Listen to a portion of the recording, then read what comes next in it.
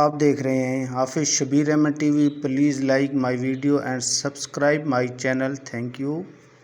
اعوذ باللہ من الشیطان الرجیم، بسم اللہ الرحمن الرحیم۔ آج ہم ذکر کریں گے حضرت صالح علیہ السلام کا۔ قوم سمود کے لوگوں کو اللہ تعالیٰ نے بہت سی خوبیاں عطا کی تھیں۔ وہ لوگ پہاڑوں اور بڑی بڑی چٹانوں کو تراش کے گھر بنا لیتے۔ سرداروں کا طبقہ کمزور لوگوں کو غلام بنا لیتا اور ان غلاموں سے زبردستی کام لیتے اور انہیں صرف اتنی ہی اجرت دیتے جس سے وہ باز زندہ رہ سکیں۔ اللہ تعالیٰ نے ان سب کی رہنمائی کے لیے حضرت صالح علیہ السلام کو اپنا رسول چن لیا۔ حضرت صالح علیہ السلام نے ان لوگوں کو اللہ پر ایمان لانے کی دعوت دی، لیکن سرداروں نے ان کو جھوٹا قرار دیا۔ انہوں نے کہا، آپ اگر سچے رسول ہیں تو اپنے رب کا کوئی معجزہ دکھائیں۔ ایک سردار بولا، اس پہاڑ سے اونٹنی نکل آئے۔ دوسرا بولا، اونٹنی ایسی ہو جو بچے کو جنم دینے والی ہو۔ حضرت صالح علیہ السلام نے لوگوں سے پوچھا کہ میرے اللہ کا ایسا معجزہ دے کر اللہ پر ایمان لے آؤ گے؟ لوگوں نے کہا ہاں۔ حضرت صالح علیہ السلام نے دعا کی تو ویسی اونٹنی پہاڑ سے نکل آئی۔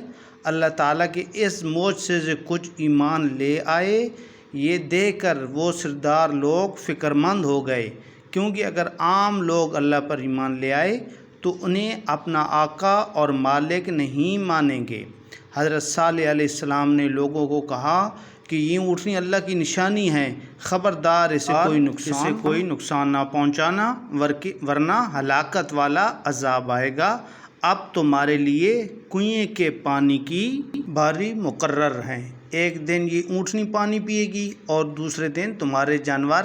کچھ دن کے بعد اس اونٹنی نے ایک بچے کو جنم دیا اور وہ اتنا زیادہ دودھ دینے لگی جو بہت سے لوگوں کے لیے کافی تھا۔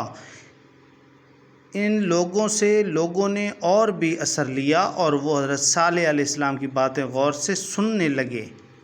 اب تو سرداروں کو بہت فکر ہوئی۔ انہوں نے سوچا کہ جب تک یہ معجزہ قوم کے سامنے رہے گا لوگ اثر لیتے رہیں گے اور وہ اللہ پر ایمان لے آئیں گے۔ انہوں نے مل کر فیصلہ کیا کہ وہ اونٹنی کو مار ڈالتے ہیں اور بعد میں لوگوں سے کہہ دیں گے کہ یہ اونٹنی کوئی معجزہ نہیں تھی، ورنہ یوں نہ ماری جاتی۔ وہ ہتھیار سنبھال کر انتظار کرنے لگے تاکہ اونٹنی لوٹ کر آئے تو اس کو قتل کر دیں۔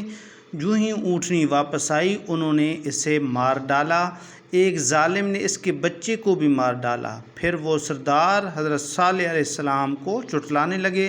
لوگ بھی سرداروں کی باتوں میں آ گئے اور حضرت صالح علیہ السلام کو چٹلا دیا۔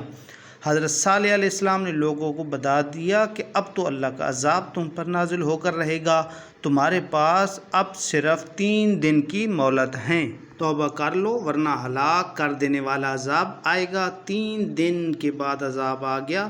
آدھی رات کو گرجتے ہوئے کالے بادل چھا گئے اور ایسی کڑکتی ہوئی خوفناک بجلیاں ان کے گھروں پر گریں جس سے وہ لوگ، ان کے گھر، سب کچھ جل گیا۔ حضرت صالح علیہ السلام اور ان کے ساتھی محفوظ رہے۔ اللہ پاک ہم سب کو ہدایت عطا فرمائے اور صراط مستقیم پر چلنے کی توفیق عطا فرمائے۔